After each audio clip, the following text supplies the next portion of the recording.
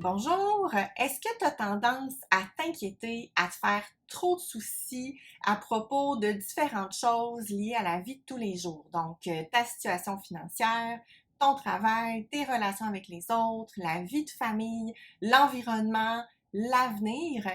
Dans cette vidéo, je t'indique comment gérer tes inquiétudes en 7 étapes. C'est parti! Donc, je me présente, Maud Élie, je suis psychologue spécialisée entre autres dans le traitement des troubles anxieux. C'est vraiment important pour moi d'aider les gens à améliorer leur bien-être émotionnel, leur bien-être psychologique et à se créer une vie plus heureuse, significative, en rendant la psychologie la plus accessible possible. Donc, les 7 étapes pour mieux gérer ces inquiétudes.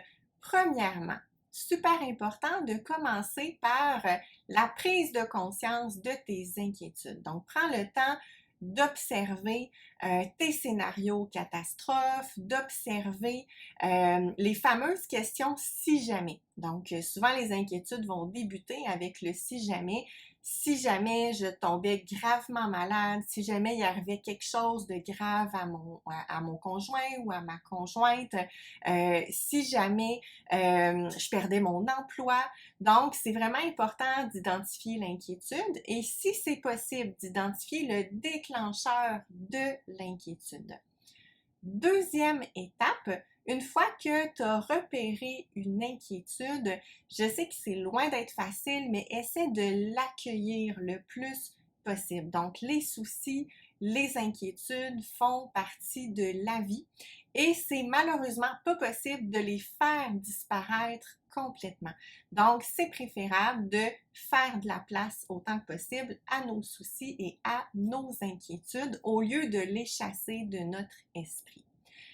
Troisième étape, si l'anxiété qui accompagne tes inquiétudes est trop élevée, utilise ta respiration pour te calmer. Donc, prends le temps d'inspirer lentement, profondément par le nez et ensuite d'expirer lentement, profondément par la bouche pour tenter de calmer l'intensité de l'anxiété.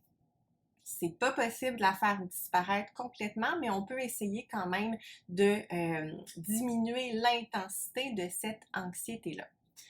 Quatrième étape, si jamais tu fais face à une inquiétude utile, c'est-à-dire une inquiétude qui concerne un vrai problème réel actuel, qui est là dans le moment, mets-toi en mode résolution de problème. Donc, prends le temps de réfléchir aux solutions possibles pour régler le problème en question et mets en place la solution qui te semble être la meilleure.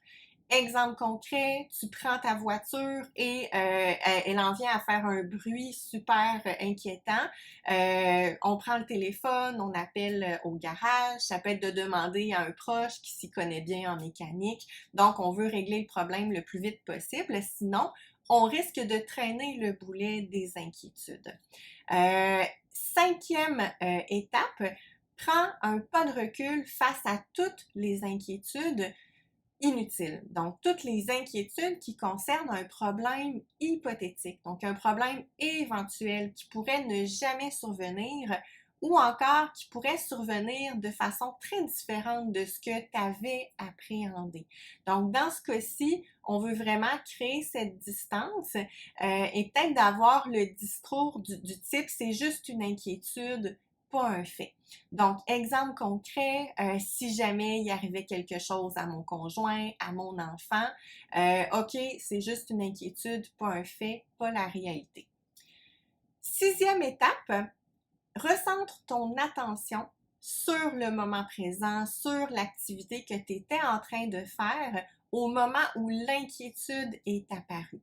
Donc, essaie vraiment de te réancrer dans le moment présent avec tes 5 sens pour pas te laisser emporter trop longtemps dans les inquiétudes. Et finalement, septième étape, au quotidien, essaie le plus possible de sortir de ta zone de confort pour tranquillement augmenter ta tolérance à l'incertitude, tolérance aux imprévus, à ce qui ne peut être contrôlé. Donc, l'intolérance à l'incertitude, c'est vraiment un noyau central dans cette tendance à s'inquiéter puis à se faire un peu trop de soucis pour tout et pour rien. Donc, à court terme, oui, tu vas vivre un certain inconfort. On veut qu'il soit léger pour être capable de relever le défi, mais ça va te permettre vraiment à moyen et long terme d'augmenter ton niveau de tolérance, d'agrandir ta zone de confort et de t'inquiéter de moins en moins. Donc, d'être de moins en moins déstabilisé par toutes les situations qui peuvent survenir. Donc, les 7 étapes pour mieux gérer les inquiétudes. Prends conscience de tes inquiétudes, premièrement. Ensuite, deuxièmement, accepte les inquiétudes et l'anxiété. Troisièmement, utilise ta respiration pour te recentrer, pour calmer l'anxiété. Quatrièmement, mets en place la résolution de problèmes pour les inquiétudes utiles. Cinquièmement, essaie le plus possible de prendre un pas de recul face aux inquiétudes inutiles qui peuvent survenir. Sixièmement, ressens ton attention sur le moment présent. Et septièmement, au quotidien, essaie d'augmenter ta tolérance à l'incertitude en sortant graduellement de ta zone de confort.